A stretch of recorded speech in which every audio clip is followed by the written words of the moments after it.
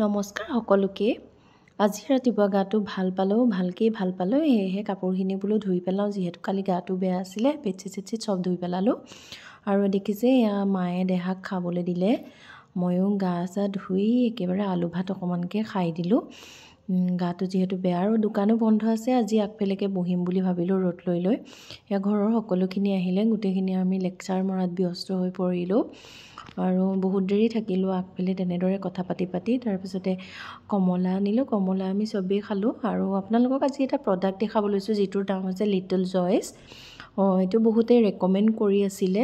Actually মই বুলি নহয়, বহুত মাকক এনেদৰে ৰেকমেণ্ড কৰি আছে। প্ৰডাক্টটো ভাল আৰু বাচ্ছাৰ কাৰণে বহুত বেছি ভাল বুলি কৈছে।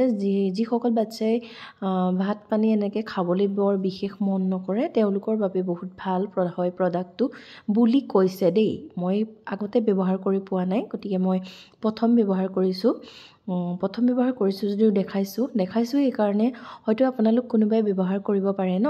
আৰু এইটো ফ্ৰী দিছে, বহুতকেইটা বস্তু লোৱাৰ বাবে টমেট' চচটো লিটল জয়ৰ ফালৰ পৰাই ফ্ৰী দিছে।